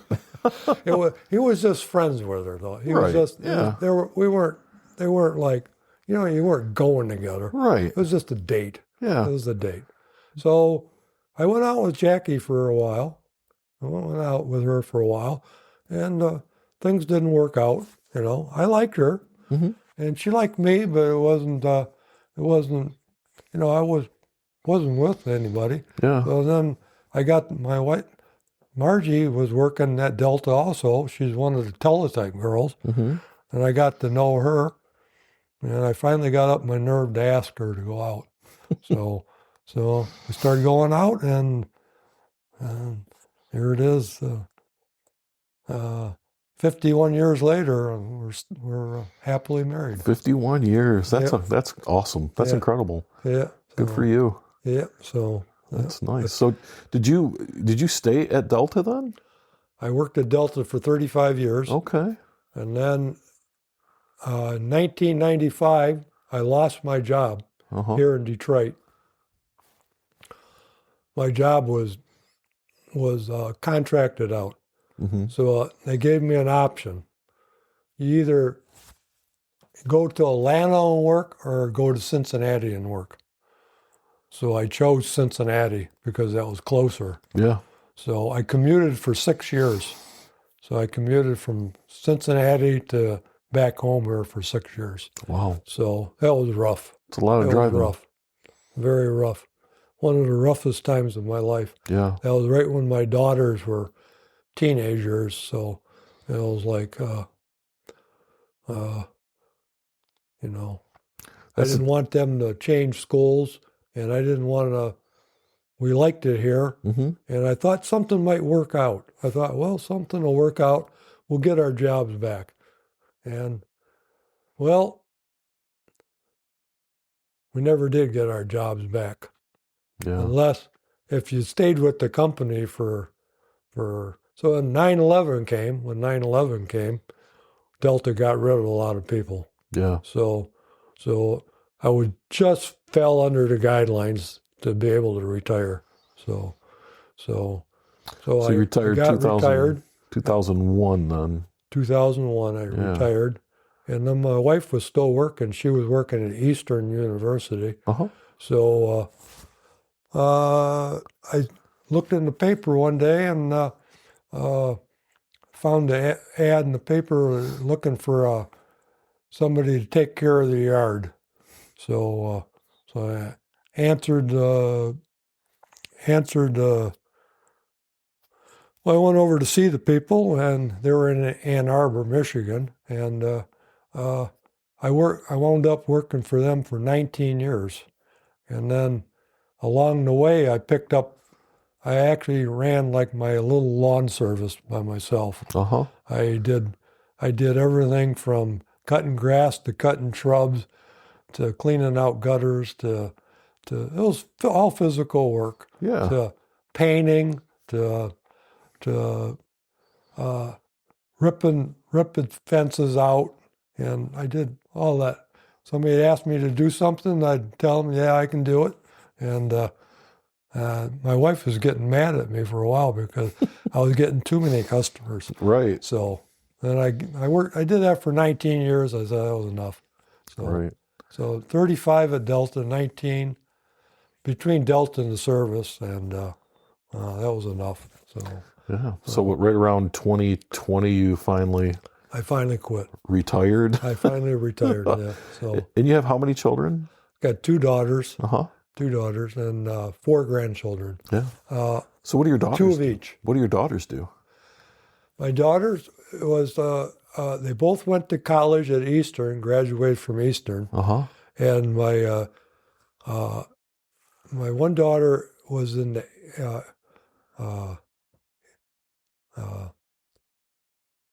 HR department, Mm-hmm. and she got a job at Quicken Loans. Okay. And then my other daughter, she got a job in social. She thought she was going to save the world, and she found out after she graduated that it wasn't for her. She gave it a try anyway. But she gave it a try, and then she was very good at writing. Uh-huh. Very good at she was a real reader, and she knew how to. Now she's working at a place where somebody turns something in, and she rewrites it for them the proper way. Okay. Like an editor, Yeah. basically. Yeah. Yeah. So she's very good at that. Well, that's So great. that was her skill. Yeah. Well, and you have 4 grandchildren. You were saying 2 boys and 2 2 girls? boys and 2 girls. Yeah. How's that? You enjoying that? Yeah, it's like well, I took care of at that time I was like that was like my youngest daughter, Christy, she had her first baby, and that was a girl, and they named her Logan. Mm-hmm. And she was working, husband worked, and that's at the time I was still, how I did all this stuff, I don't know even how I did it, but they needed a babysitter, Yeah. So Grandpa was the babysitter for basically 5 years, my granddaughter. It was like, it's quite an experience, I had to go there and pick Logan up and bring her back over here, and then take care of her all day. But I did it for 5 years. Then she went to school. Right. Thankfully. Right. They'll wear you out. That's for sure. That's yeah. for sure. So for a grandparent to do that, I thought I was pretty proud of myself. Yeah. And my daughter was very picky. I had to write down everything that I did. Well, yes. That's how it The works. first one is like, you gotta if the bottle falls on the floor, you gotta put a new nipple on it and what. after a while, you just take a ketchup bottle and give it to them. Oh, yeah. And after a while, they could be chewing on a shoe and you don't care, right? Because they're going to be okay. So it's totally different. It is. It is. Yeah. And so you still keep in contact with some of your buddies, though, right? What's that? You still keep in contact with some? Just one. Just one. Just one. Okay. Just one. Yep. So, and I had one guy that he called me years ago, and Bruce Hood. He was the ammo carrier for Kendall, the guy that was killed in Vietnam. Yeah. And he called me up. He said, you know, we're in a book. The First Cav is a guy wrote a book. It's called The Cat from Away. Did you ever hear of that book? I have not. And it's a very thick book. It's about that thick. And it was reporters from ABC, and they were following us in Vietnam. And they were following our company and following a couple companies. We were a Bravo company. They're especially following Charlie Company because there was a dispute, not a dispute. It was the guys in the company refused to march down a road. They said, we're not marching down that road. We're not going down that road. Just walking down the road, we're not walking down. And they refused the officers' orders. And probably they did it. Because, some of the officers there were basically gung-ho. They didn't care how many guys got killed, Yeah. That's just the way it is, They refused. So they were following us. So the day that our firebase was attacked, they flew them guys in. He got on a helicopter. He flew right in during the middle of the fight. This reporter did. Yeah. So he got. It's all marked. He wrote everything down in a book about this, and I got everything underlined, what he said and what position I was in. So it was kind of neat in a way. Yeah. Yeah. Great to have that piece of history recorded. Yeah. For sure. So, yeah.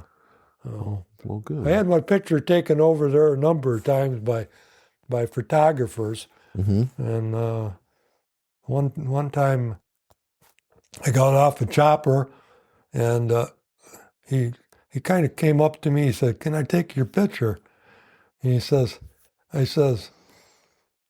"Well, what do you want to take my picture for?" He says, "Because you look the worst." Oh, thanks a lot. You look the worst. So I don't know what he meant by that. Right. Yeah, you look the worst. You're in somebody's photo album now, and he's like, that was the worst looking guy that came off that helicopter. You look the worst. That's funny. Yeah. Oh. Yeah. Well, we've talked about a lot of stuff over the last. We've been talking for 2 hours now, if you can believe that. Yes. Oh. Yes. So, as we kind of start to wrap up our conversation, is there anything that we haven't talked about that you wanted to still talk about? Is there anything that we haven't covered? Not that I can think of, really. Okay.